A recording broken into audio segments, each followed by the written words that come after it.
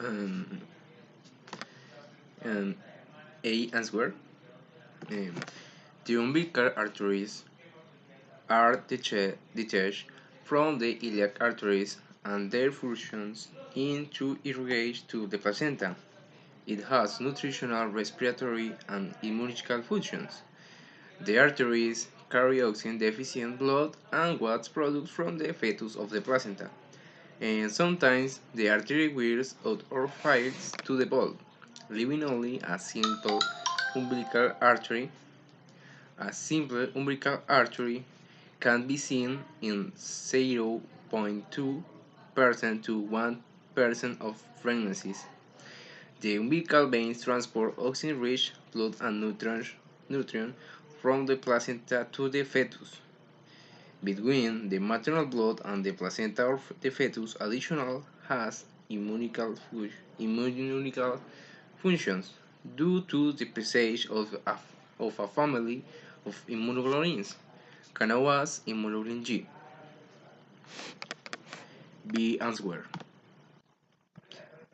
First, the venous duct blood is a little blood vessel in charge of the communication into veins. The umbilical vein. This vein is in charge of take oxygenated blood since the placenta and lower vena cava. This is responsible for. Este es un resultado de la búsqueda. This is responsible for collection the desoxygenated blood of the flower fetus body. For the above, we can say that the pur- purpose of venous duct is avoid the liver irrigation. And the answer is false. The 90% of the blood does not pass through the liver through the venous conduct. Conservatively, it avoids it, so we can conclude that the liver does important functions in the fetal stage, such as hematopoiesis. But its irrigation comes from a small part of oxygenated blood that comes from the placenta. It will circulate through the portal vein, but the rest of the blood from the umbilical vein will reach the inferior vena cava through the venous conduit. As we see,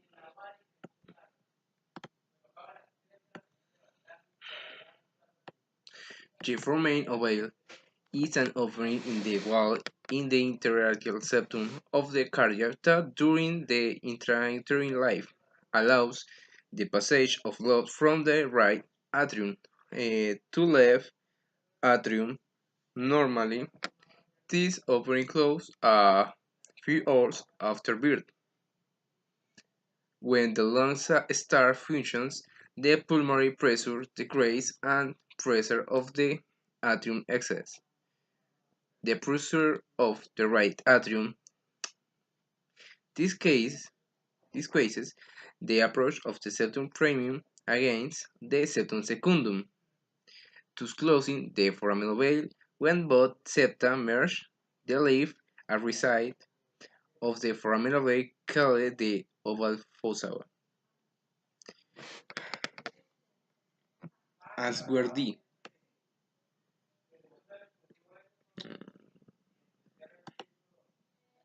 Yes, why oxygenated blood travels from the placenta of the fetus hair by way of the umbilical vein.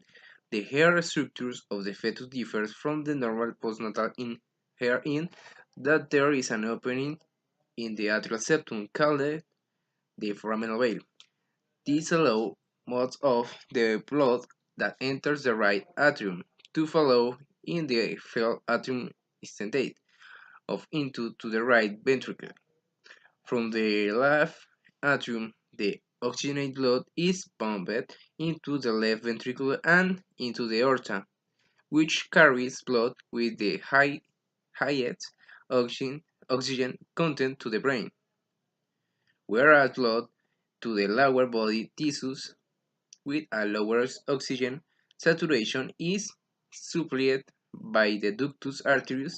From there it returns to placenta via way the umbilical arteries,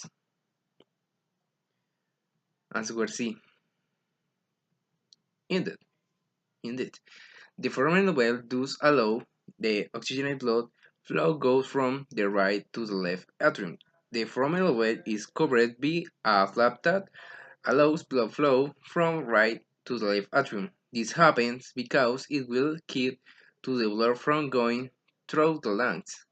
Most of, most of the blood will pass through the foramen well, but some percent reach the ventricle and then goes through the pulmonary trunk, where, thanks to the ductus arteries, it will prevent the blood flow from getting into the lungs. The pressure of the systematic circulation is lower than the pulmonary circulation, but at the moment that the lungs start functions in the pulmonary pressures decrease, and the systemic circulation increase the pressures of the left atrium, exceed the pressure of the right atrium. Discuss the approach of the septum premium against the septum secundum. That say the blood will not get into the pulmonary circulation because I doesn't not need to be oxygenated due that the blood is already oxygenated. And thank you.